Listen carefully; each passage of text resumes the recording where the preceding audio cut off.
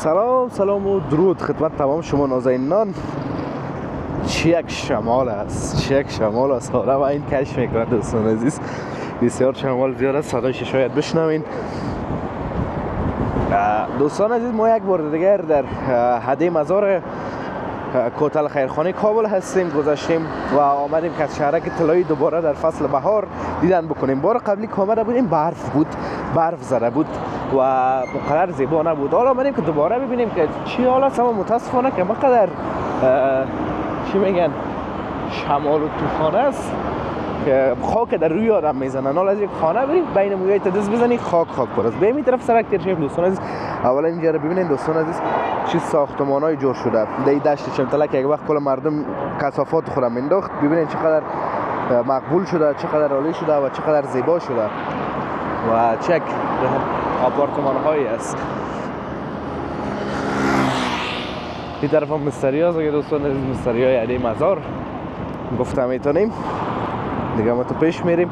این پایه برق هم دوستان عزیز وصل شده و سرک مارشال فهیم. با سرک مارشال فهیم هم رفته طرف قرغه. دیگه ویدیوی سرک مارشال فهیم و شهرک صلح هم براتون گذاشتم در کانال، میتونین بیننده از او همچنان باشیم. کوتل خیرخانه دوستان از یک منطقه پرنفوذ شهر کابل است که تقریبا نفوذش بسیار زیاد است، بسیار زیاد. شهرک های مختلف داره مثل طلایی، رفاه، شهرک صلح، ذاکرین، پامیر، مثل از اینا زیاد است شهرک ها. دیگه مردم زندگی میکنن کمتون. سابق شما در ویدیو قبلی هم گفتم اگر 10 سال قبل می آمدین این آپارتمان های زیبا را، این مقبولی ها را و این رستورانت ها را نمیدیدین در اینجا، هیچ امکان نداشت که ببینین. اما حال قضیه فرق میکنه چون که نفوذ زیاد شد، مردم زیادترشان شهرنشین شدن، از اطراف آمدن و همه بود یک کابل کم کم از ویرانی تغییر به آبادی کرد. ببینین اونجا مرغا را سیخ زده و پخته کرده و دوراتش چیندشانه.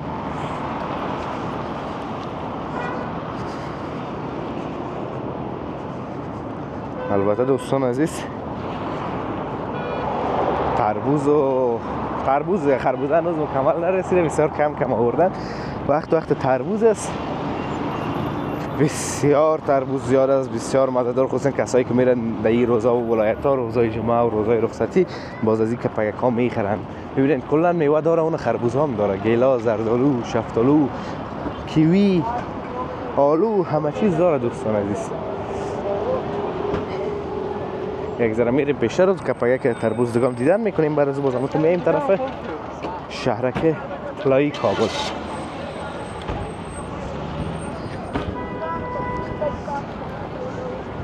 سرک کوتل خیرخانه همچنان دوستان عزیز در حال بازسازی است و کارش جریان داره. یعنی خربوزه دوستان عزیز و اون تربوز. آدم وقتی که یارو میبینه دوستان عزیز یک قسم شوق آدم میاد که میال در یک جای باشی پایای دواب یخ و چاقو بزنی و با جمع از دوستا و فامیل مزه کنی و بخوری. خب دوستان عزیز زیاد نمیریم، دور نمیشیم، دوباره دور میخوریم طرف خود شهرک طلایی. این دوستان عزیز دروازه شهرک طلایی است که اون یک دروازه همچنان برش زدین، بسیار زیبا و مقبول. در دو طرفش آپارتمان های بسیار زیبا دوستان عزیز که در تصویر دیده میتونین. این شهرک طلایی کابل است دوستان عزیز و این آپارتمان رو ببینین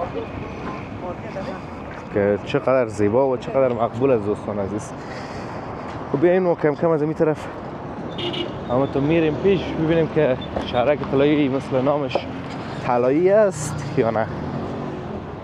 دوستان عزیز قسمی در ویدیو قبلی ما گفتم و در ویدیو میگم منطقه های کوچک کابل مثل می شهرک ها جای با خود یک بازار خود ساخته شدن، یعنی تماما خیاطی، لباس فروشی، مارکت و همه چیز در خودشان موجود است. هیچ ضرورت نیست شما که به قصر لباس برین یا به جای دیگه، فقط همه چیز در دم خانه تان است.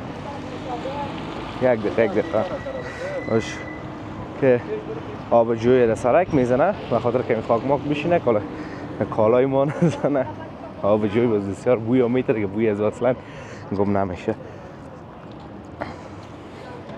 بالاتر دوستان عزیز یک جای آیسکریم فروشی هم است که یک قدر آیسکریمش مشهور است که با کرام اندازه. البته پیش از اینکه در سرک مارشال فهیم یک آیسکریم فروشی دیگه جور شد، بس بعد از او این آیسکریم فروشی است رونق کم کم افتاد، وگرنه پیش از او بسیار رونق داشت و مردم از سر و سر کوتل می آمدن شهرک طلایی به خاطر آیسکریم ازی. این ببینید دوستان عزیز عکاسی، کلا لبنیات و همه چیز از مکاتب خصوصی، مدارس و همه چیز کمی نداره دوستان عزیز. و چه فضایی داره دوستان عزیز. سرکای شهر دو طرفش پخته شده و زیباییش دیگه به اوجش رسیده.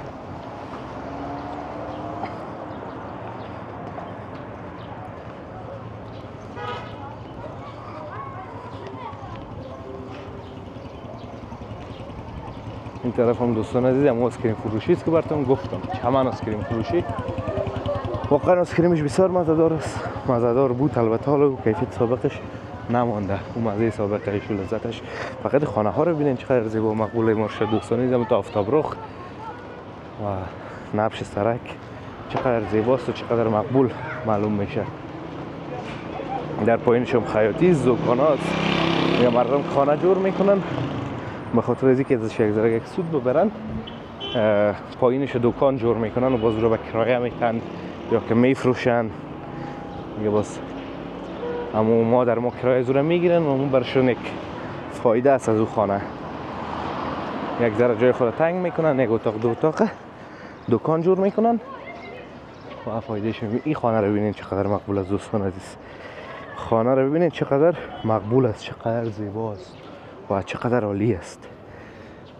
واقعیتش هم مثل دمو شهرک خودش هم طلایی است.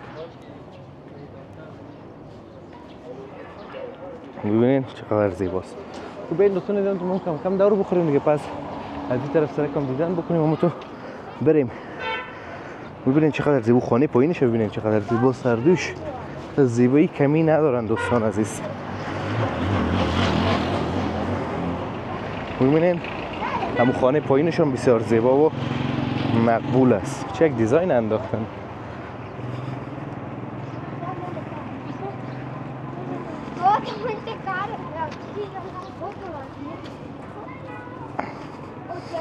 دیوالایش هم سنگ کار کردن، قرطیس فروشی دیگه. خلاصه همه چیز از دوستان عزیز هی ضرورت به این نیست که مردم از این منطقه برن به جای دیگه یک کرایه اضافه بدن. همه چیز در دم دستشان است.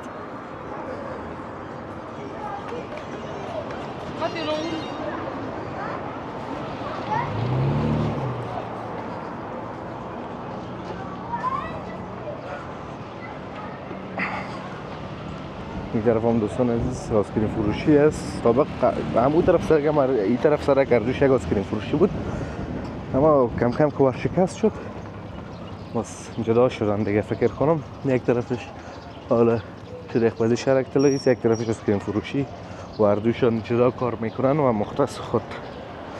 خاک بسیار داره دوستان عزیز، ندان دماغ و چشمای کلا خاک رفته از دست خاک باد و شمال.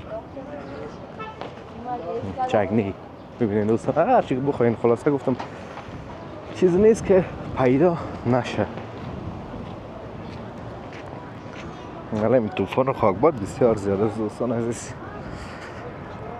ساختمان را که در اول ویدیو اگر نشانتون دادم ببینین دوستان عزیز چقدر زیباست. از همین جمعه معلوم میشه کم کم با وزرت نفته و مستقیم زد. خب به هر صورت دوستان عزیز امیدوارم از ویدیو خوشتون آمده باشه، از ویدیو لذت برده باشین. ما هم کم کم از شهرک طلایی دیگه بیرون میشیم ان شاء الله. در ویدیو آینده کوتل خیرخانه رو بیشتر براتون نشان میدیم از شهرک های رفاه تا ذاکرین و پامیر. البته اگر علاقه خودتان بود و اگر دوست دارین دوستان عزیز ما جای از کابل دیدن بکنیم بر ما کامنت بگذارین و اگر چیزی میخواین تغییر بدیم یا به هر صورتش کامنت هایتون بر ما جالب و خواندنی هست. دیگه تا دیدار بعدی همتون به الله متعال میسپارم. روزگار خوب و خوش داشته باشین و در پناه الله متعال باشین. الله حافظ و مددگار همتان.